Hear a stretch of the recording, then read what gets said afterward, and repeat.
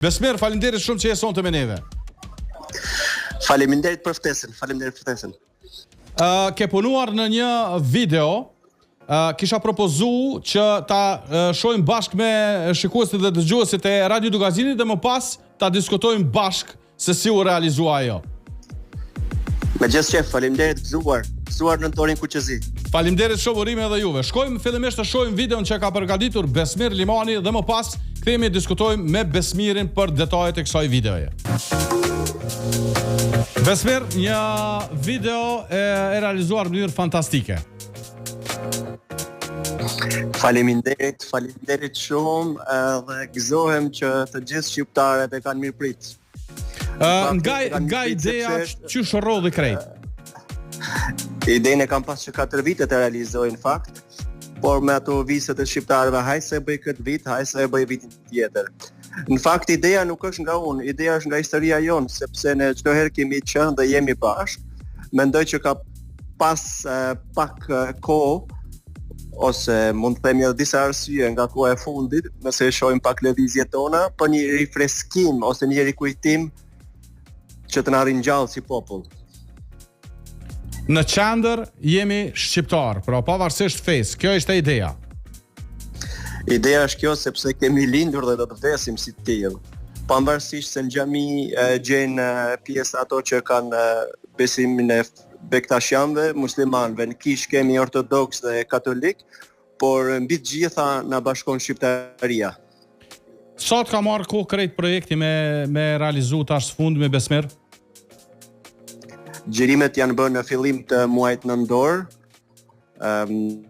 Falenderoj këtu 2 shtyllat kryesore, Dom Martin Bletën nga Ranza e Bushatis, rrethina e Shkodrës, edhe ish luftëtarin e UÇK-s, tani më invalid lufte, Hoxhën Fatmir Latifaj. Pa ato 2 nuk do të realizu një e vërtet diçka natyrale. Mbi të gjitha dua të falenderoj edhe një shqiptar nga Prizreni, i cili ka mbështet fuqishëm me çdo energji që ka pas këtë realizim të videos, i cili do të rri anonim. Edhe si këta anonim ose si ai anonim ka shumë shqiptar të mirë në botë.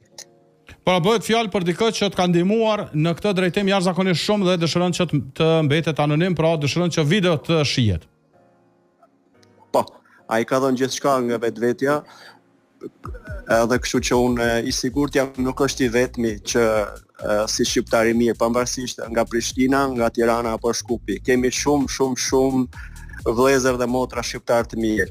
Unë në këtë ditë të shenjtë për kombin shqiptar, uroj për të gjithë rroft flamuri Kuqezi, rroft kombi, rroft gjua, edhe rujt Zoti kombin ton. Por mbi të gjitha një apel i vogël, si një shqiptar i vogël, të kemi më shumë mirënjohje, respekt dhe mirëqenie me njëri tjetrin, duke dhuru 365 ditë të vitit dashuri, edhe jo vetëm sot. Sakt. Xhirimet me sa e pam janë bërë disa në Mitrovicë e disa në Shkodër, me sa e pam, besoj. Sakt, është gjithçka në video e vërtet dhe natyrale. Keni qenë edhe vetë këtu në Kosovë? Keni vizitu Kosovën me projekt dhe sa e bërë xhirimet edhe këtu edhe në Shqipëri? Për mu gjithandej ku flitet Shqip edhe ku hahet bukë me ato traditat e vjetra shqiptare është vendi im. Unë mund të jem origjinë nga Kungjyrosëm, po flas tani, ja. Po. Kungjyrosëm jam origjinë i Prishtinës, jam i Tiranës dhe i Shkupit, sepse e mbaj në fytyrë flamurin Kuqezi dhe kjo ka mbi të gjitha një përparësi para gjithkujt edhe çdo shtyllë tjetër që mund të jetë ose mund duket më e fortë. Sa për pyetjen tënde, unë shpeshherë vin në Prishtinë, shpeshherë shkoj në Gjilan, Mitrovic, njëjtë si në Vlorë, po njëjtë edhe si në Strug nga e kam origjinën. Tani kur e sheh projektin e kompletuar, sa ndihesh krenar? Projektin e kompletuar e pash për herë të para para 2 javë. Edhe të tregoj drejt, më kam dalë lot kur e kam pa për herë të parë. Pavarësisht se kam qenë në xhirimet e shumta që kemi bë bashk. Njëjtë ka reaguar edhe Hoxha edhe Dom Martini. Sinqerisht po ta them, nuk është për banalitet ose për ta egzageruar situatën, po jemi prek tepër. kam sot qindra mesazhe të cilët më kanë ardhur dhe më kanë thënë që na ka rënqethur, na kanë dalë lot duke e pa. Fantastike.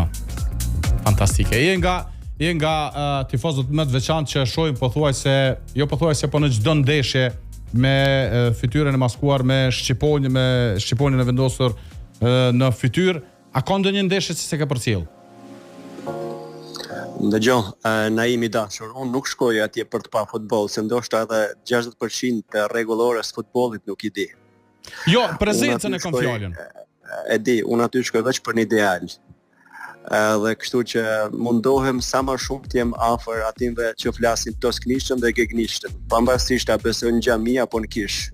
Sakt. Por sa për i përket pyetjes tënde konkrete, pa normal që ka ndeshje që unë nuk mund të jem prezent, se është një sakrificë e madhe duke jetuar edhe jashtë, duke pas një punë që ushtroj thjesht, duke pas familjen, prioritetet, por mendoj që me atë prezencën time, edhe njëra them kur ngjyrosëm, unë mundohem të jap dashuri për shqiptarët, asgjë tjetër.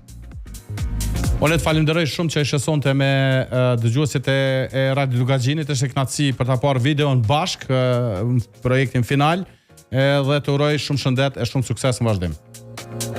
Ishte nder për mua të jem pjesë e asaj ane kuqezi, vetëm kur dëgjoj emrin Dugaxhin, mu më rre zemra më tepër. Kur e lidhi me historinë se si ka rrjedhur emri. Edhe një herë, rroft kombi shqiptar gëzuar 28 nëntorin për gjithë shqiptarët anëman botës edhe për Radio Dugaxhinin. Faleminderit shumë. Faleminderit Naim. Të falja. Pra, natën e mirë. Ishte biseda me tifozin e kombëtarës së Shqipërisë Besmir Gjimanin. Po në bashk videon, jashtëzakonisht mirë realizuar edhe me një mesazh të qartë jemi shqiptar. Me Xhimin do të shkputemi për muzikë dhe do të kthehemi aty 21 e pak me telefonatat me dëgjuesit tanë. Sonte nuk do të kemi pyetje, sonte vetëm do ta urojmë njëri tjetrin për 28 nëntorin. Shkoj me muzikë.